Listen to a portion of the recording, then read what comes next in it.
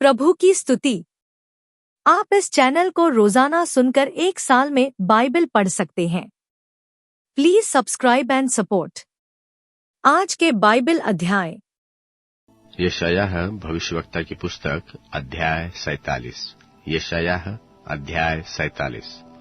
हे बाबुल की कुमारी बेटी, उतरा धूली पर बैठ। हे कस्तियों की बेटी, तू बिना सिंहासन भूमि पर बैठ, क्योंकि अब तू फिर कोमल और सुकुमार न कहलाएगी।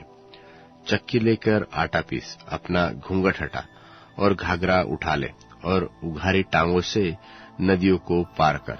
तू नंगी की जाएगी और तेरी लज्जा प्रकट होगी, क्योंकि मैं बदला लूंगा और किसी मनुष्य को ग्रहण न करूंगा। हमारा छुटकारा देने वाले का नाम सेनाओं का यहोवा और इस्राएल का पवित्र है। हे कस्तियों की बेटी, चुपचाप बैठी रह और अंधियारे में जा, क्योंकि अब तू राज्य की स्वामिनी न कहलाएगी। मैंने अपनी प्रजा के से क्रोधित होकर अपने निज भाग को अपवित्र ठहराया और तेरे वश में कर दिया। तूने उन पर कुछ दया न की और बूढ़ों पर अपना अत्यंत भारी जुआ रख दिया। और तूने जो कहा भी है कि मैं सर्वदा स्वामिन बनी रहूंगी, सो तूने अपने मन में उन बातों पर विचार न किया और यह भी न सोचा कि उनका क्या फल होगा। इसलिए हे राग रंग में उलझी हुई, तू जो निडर बैठी रहती है और मन में कहती है कि मैं ही हूँ और मुझे छोड़ कोई दूसरा नहीं, मैं विधवा भी किनाए न बैठूंगी और न मेरे लड़के बाले जाते रहेंगे। इसलिए तू अब यह बात सुन कि ये दोनों दुख अर्थात लड़कों का जाता रहना और विधवा हो जाना अचानक एक ही दिन तुझ पर आ पड़ेगी। ये तेरे बहुत से टोनों और तेरे भारी तंत्र मंत्रों के रहते भी तुझ पर अपने पूरे बल से आ पड़ेगी। तूने तो अपनी दुष्टता पर भरोसा रखा है। तूने कहा है कि कोई मुझे नहीं देखता। तेरी बुद्धि और ज्ञान ने तुझे बहकाया है, और तूने अपने मन में कहा कि मैं ही हूँ और मेरे सिवाय कोई दूसरा नहीं। इस कारण तेरी ऐसी दुर्गति होगी जिसका मंत्र तू नहीं जानती, और तुझ पर ऐसी विपत्ति पड़ेगी कि तू प्रायश्चित करके उसका निवारण न कर सकेगी, और अचानक विनाश तुझ पर आ पड़ेगा जिसका तुझे कुछ भी पता नहीं। तू अपने तंत्र मंत्र और बहुत से टोनों को, जिनका तूने बाल्यावस्था ही से अभ्यास किया है, उपयोग में ला। कदाचित तू उनसे लाभ उठा सके या उनके बल से स्थिर रह सके। तू तो युक्ति करते करते थक गई है। अब तेरे ज्योतिषी जो नक्षत्रों को ध्यान से देखते और नए नए चांद को देखकर होनहार बताते हैं, वह खड़े होकर तुझे उन बातों से जो तुझ पर घटेगी तुझे बचाएंगे। देख, वे भूसे के समान होकर आग से भस्म हो जाएंगे।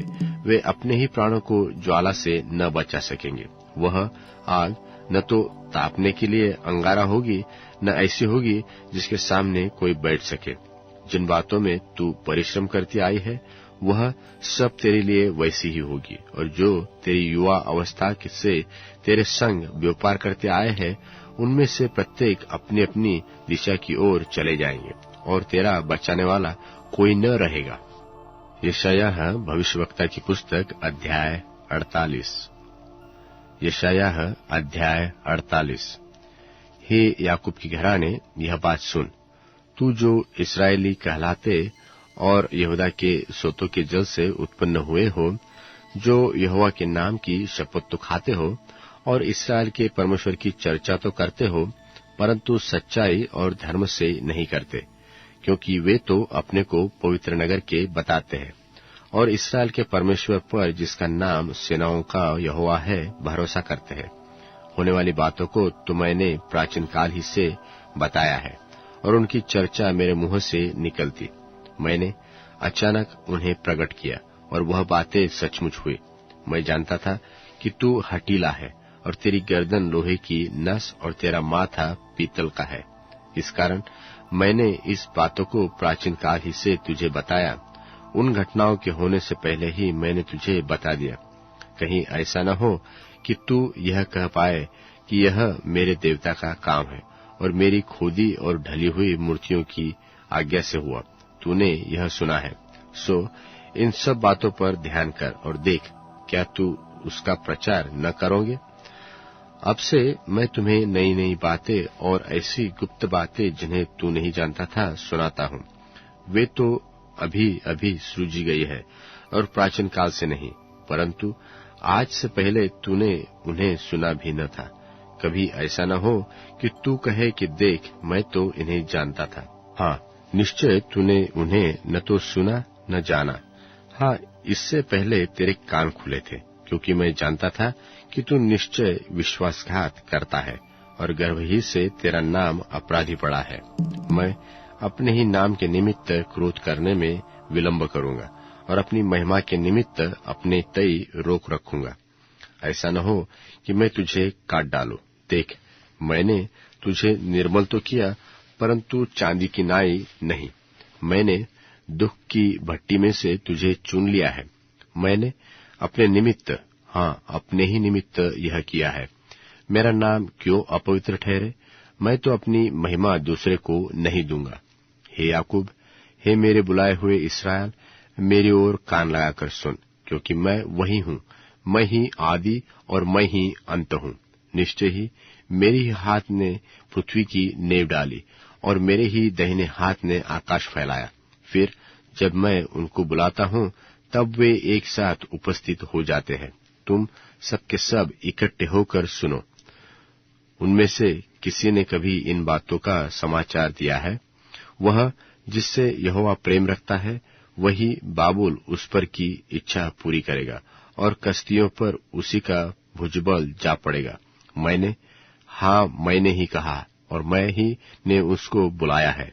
मैं उसको ले आया हूँ और उसका काम सफल होगा। मेरे निकट आकर इस बात को सुनो। आदि से लेकर अब तक मैंने कोई भी बात गुप्त नहीं कही। जब से वह था, तब से मैं वहां हूँ, और अब प्रभु यहोवा ने और उसकी आत्मा ने मुझे भेज दिया है। यहोवा जो तेरा छुड़ाने वाला और इस्राएल का पवित्र है, वह यो कहता है कि मैं ही तेरा परमेश्वर यहोवा हूँ, जो तुझे तेरे लाभ के लिए शिक्षा देता हूँ और जिस मार्ग से तुझे जाना है उसी मार्ग पर तुझे ले चलता हूँ।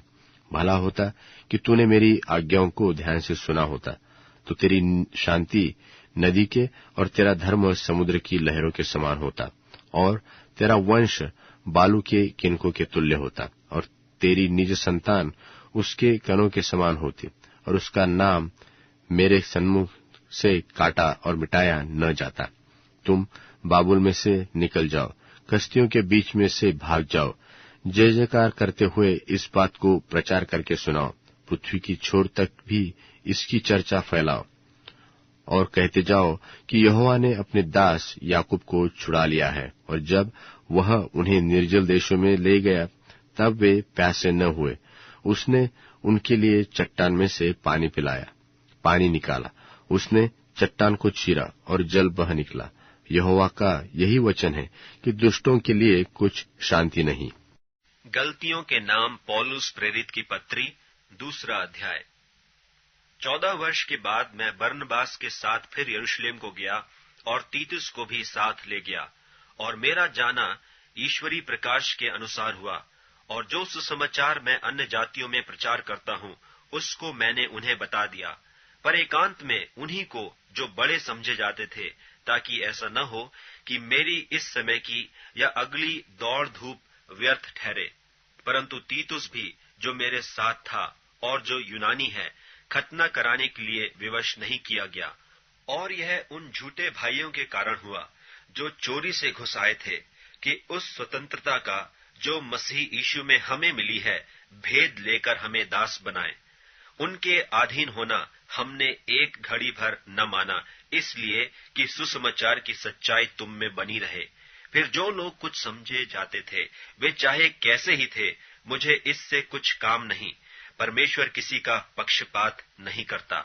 उनसे जो कुछ भी समझे जाते थे, मुझे कुछ भी नहीं प्राप्त हुआ, परंतु इसके विपरीत जब उन्होंने देखा कि जैसा खतना किए हुए लोगों के लिए सुसमाचार का काम पतरस को सौंपा गया, वैसा ही खतना रहितों के लिए मुझे सुसमाचार सुनाना सौंपा गया। क्योंकि जिसने पतरस से खतना किए हुओं में प्रेरिताई का कार्य बड़े प्रभाव सहित करवाया, उसी ने मुझसे भी अन्य जातियों में प्रभावशाली कार्य करवाया। और जब उन्होंने उस अनुग्रह को जो मुझे मिला था जान लिया, तो याकूब और कैफा और यूहन्ना ने, जो कलीसिया के खंभे समझे जाते थे, मुझको और बरनबास को दाहिना हाथ देकर संग कर लिया कि हम अन्य जातियों के पास जाएं और वे खतना किए हुओं के पास। केवल यह कहा कि हम कंगालों की सुधि लें, और इसी काम के करने का मैं आप भी यत्न कर रहा था।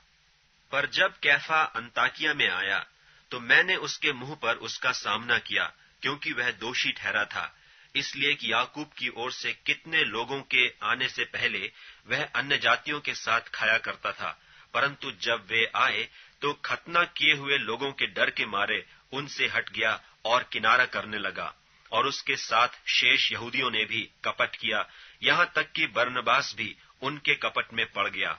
पर जब मैंने देखा कि वे सुसमाचार की सच्चाई पर सीधी चाल नहीं चलते, तो मैंने सबके सामने कैफा से कहा कि जब तू यहूदी होकर अन्य जातियों की नाई चलता है और यहूदियों की नाई नहीं, तो तू अन्य जातियों को यहूदियों की नाई चलने को क्यों कहता है? हम तो जन्म के यहूदी हैं और पापी अन्य जातियों में से नहीं। तो भी यह जानकर कि मनुष्य व्यवस्था के कामों से नहीं, पर केवल यीशु मसीह पर विश्वास करने के द्वारा धर्मी ठहरता है, हमने आप भी मसीह यीशु पर विश्वास किया कि हम व्यवस्था के कामों से नहीं, पर मसीह पर विश्वास करने से धर्मी ठहरें, इसलिए कि व्यवस्था के कामों से कोई प्राणी धर्मी न ठहरेगा। हम जो मसीह में धर्मी ठहरना चाहते हैं, यदि आप ही पापी निकलें, तो क्या मसीह पाप का सेवक है? कदापि नहीं, क्योंकि जो कुछ मैंने गिरा दिया, यदि उसी को फिर बनाता हूं, तो अपने आप को अपराधी ठहराता हूं। मैं तो व्यवस्था के द्वारा व्यवस्था के लिए मर गया कि परमेश्वर के लिए जीऊं। मैं मसीह के साथ क्रूस पर चढ़ाया गया हूं, और अब मैं जीवित न रहा, पर मसीह मुझ में जीवित है। और मैं शरीर में अब जो जीवित हूं, तो केवल उस विश्वास से जीवित हूं जो परमेश्वर के पुत्र पर है, जिसने मुझसे प्रेम किया और मेरे लिए अपने आप को दे दिया। मैं परमेश्वर के अनुग्रह को व्यर्थ नहीं ठहराता, क्योंकि यदि व्यवस्था के द्वारा धार्मिकता होती, तो मसीह का मरना व्यर्थ होता। भजन संहिता अध्याय 83। भजन संहिता अध्याय 83। हे परमेश्वर, मौन न रह। हे परमेश्वर, चुप न रह और न शांत रह, क्योंकि देख, तेरे शत्रु धूम मचा रहे हैं और तेरे बैरियों ने सिर उठाया है। वे चतुराई से तेरी प्रजा की हानि की सम्मति करते और तेरे रक्षित लोगों के विरुद्ध युक्तियां निकालते हैं। उन्होंने कहा, आओ हम उनको ऐसा नाश करें कि राज्य भी मिट जाए और इस्राएल का नाम आगे को स्मरण न रहे। उन्होंने एक मन होकर युक्ति निकाली है और तेरे ही विरुद्ध वाचा बांधी है। ये तो एदोम के तंबू वाले और इश्माएली, मोआबी और हुगरी, गबाली, अम्मोनी, अमालेकी और सोर समेत पलिश्ती है। इनके संग अश्शूरी भी मिल गए हैं। उनसे भी लोत वंशियों को सहारा मिला है। इनसे ऐसा कर जैसा मिद्यानियों से और किशोर नाले में सीसरा और याबिन से किया था, जो इंदोरे में नाश हुए और भूमि के लिए खाद बन गए। इनके रईसों को ओरेब और जायब से रिखे और इनके सब प्रधानों को जेबह और सल्मुन्नाह के समान कर दे, जिन्होंने कहा था कि हम परमेश्वर की चराइयों के अधिकारी आप ही हो जाएंगे। हे मेरे परमेश्वर, इनको बवंडर की धूली व पवन से उड़ाए हुए भूसे के समान कर दे। उस आग की नाई जो वन को भस्म करती है और उस लौ की नाई जो पहाड़ों को जला देती है। तू इन्हें अपने आंधी से भगा दे और अपने बवंडर से घबरा दे। इनके मुंह को अति लज्जित कर कि ये यहोवा, ये तेरे नाम को ढूंढे। ये सदा के लिए लज्जित और घबराए रहे। इनके मुंह काले हो और इनका नाश हो जाए, जिससे यह जान ले कि तू जिसका नाम यहोवा है, सारी पृथ्वी के ऊपर परम प्रधान है। अब Amazon music, tune in, Spotify और YouTube म्यूजिक में उपलब्ध है। Please follow it.